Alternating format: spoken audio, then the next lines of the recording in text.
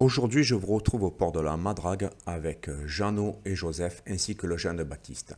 Joseph et Baptiste pêcheront en direction de Saint-Cyr, quant à Jeannot et moi, nous monterons en direction de la Pointe-Grenier.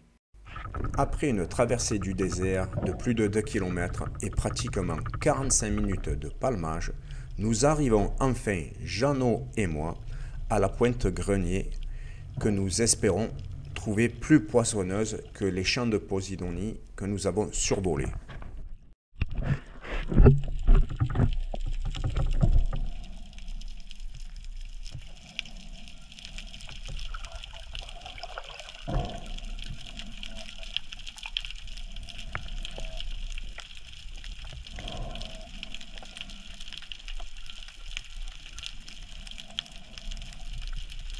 Je vous rappelle que Jeannot a plus de 74 ans. Et vraiment, cet habitué de la compétition et de la pêche sous-marine en général a encore vraiment une très grande forme. Et j'aimerais, à son âge, pouvoir pêcher comme il le fait. Et là, d'un simple haussement d'épaule, j'ai compris qu'il n'a rien vu au cours de son apnée.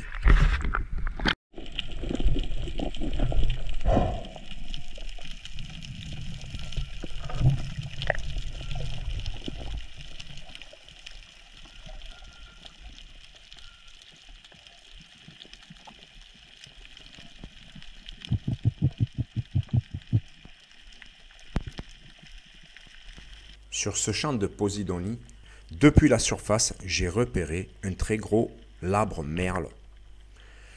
Il s'est mis droit dans l'algue, donc je voyais encore remuer sa queue lors de ma descente, et puis arrivé entre guillemets à portée de tir, il a disparu, je ne le vois plus. Et puis là, écoutez, je regarde désespérément la caméra pour vous faire comprendre que malheureusement, justement, je n'ai rien vu. Alors là, depuis la surface, j'ai repéré un petit mérou, il est au centre de l'image. Et donc je rappelle, et là je m'adresse surtout aux débutants, le mérou est un poisson très facilement reconnaissable. Il est protégé, il est strictement interdit de le tirer. Et puis là, vous voyez, il se réfugie à trou. Donc il se peut que, en débutant, si vous faites une rag ou quoi, vous pouvez voir un poisson à trou.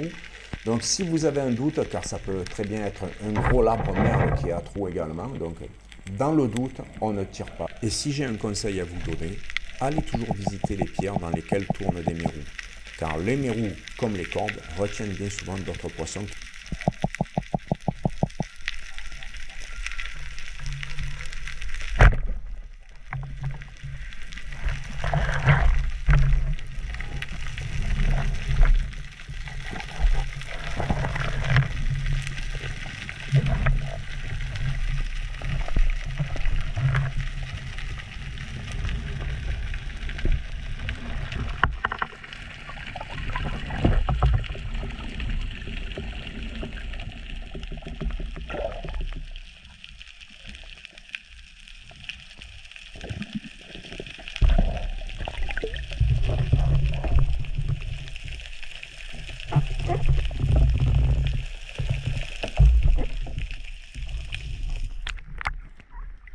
Un joli petit mérou. Hein.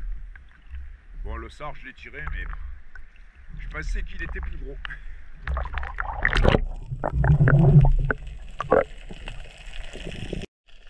Comme je le disais au tout début de la vidéo, Joseph et Baptiste sont allés à l'opposé d'où nous sommes allés avec Jeannot. Donc la vidéo sera principalement composée de vidéos tournées avec Jeannot. Par la suite, Baptiste m'aura envoyé ces quelques vidéos que vous retrouverez à la fin de cette vidéo. Mais bon, je suis désolé pour nos deux compagnons. Hein, malheureusement, il n'y a pas de vidéo. Et comme le dit le proverbe, on ne peut pas être au four et au moulin. Donc là, on a pu voir encore une fois Jeannot descendre. Je suis admiratif de voir ce chasseur pêcher ici.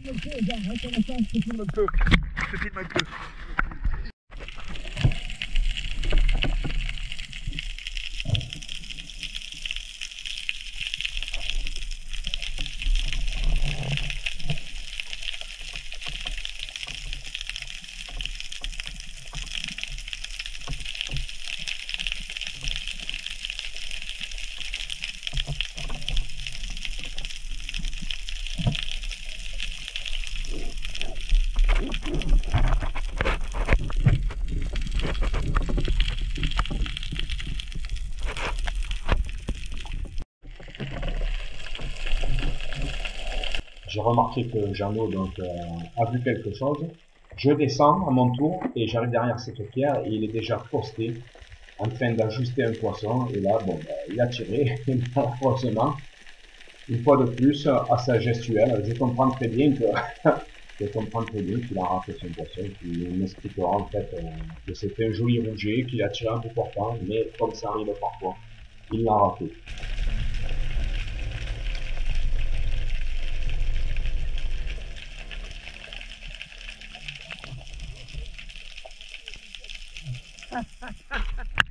Ah putain, ouais.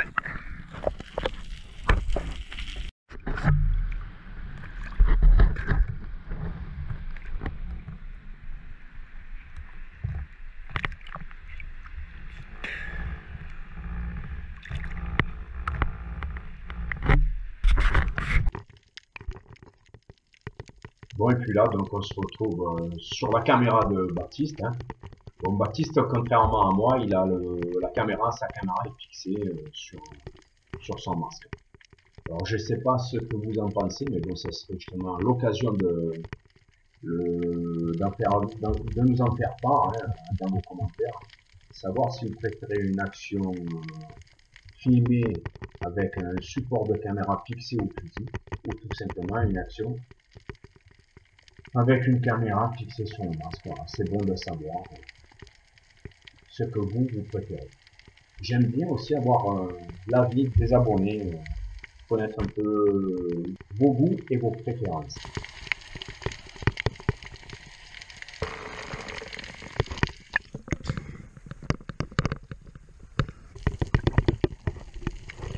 Ici, j'ai laissé volontairement l'action de Baptiste complète. Bon, elle est un peu longue, hein, parce que Baptiste a une très bonne apnée, hein, contrairement à moi. Hein. Moi, quand je tiens 1 minute 20 d'apnée entre le départ en surface et le retour en surface, je suis content. Baptiste, lui, je l'ai déjà chronométré avec des apnées de 2 minutes 30. Hein. Voilà, donc là, c'est une superbe action et une superbe apnée que va nous faire Baptiste. Bon, lui, pour appeler le poisson, eh bien, souvent, il tape la crosse de son fusil contre son masque et c'est tout aussi efficace que les bruits de gorge ou bien les bruits que l'on peut faire avec ses doigts en les frottant l'un contre l'autre quand on a une paire de gants à picot. Et puis là, il va prolonger son apnée et puis il va surgir 2 poissons. Hein. Donc, je vous laisse regarder l'action.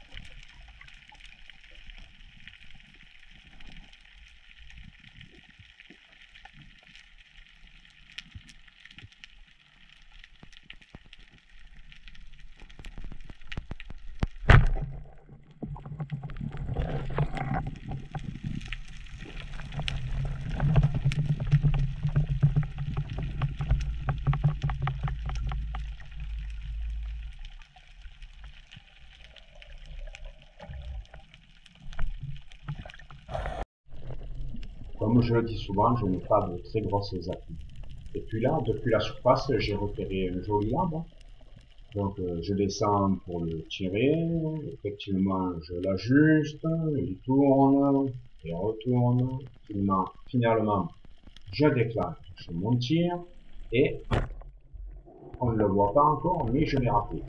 Mais tout simplement pour dire que là voilà, là quand je remonte je sens que la flèche du fusil est enrayée, donc je n'insiste pas, je ne redescends pas pour essayer de la décrocher de suite, je continue ma remontée, je lâche le fusil bien évidemment.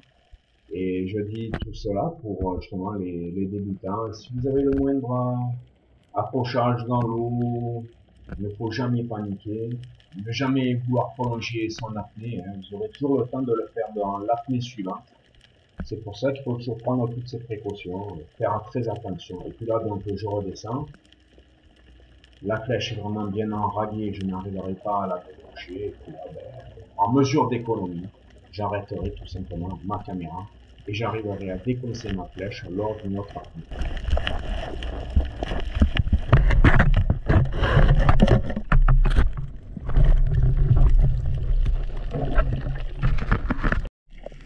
Et puis là, j'ai laissé volontairement cette vidéo entière.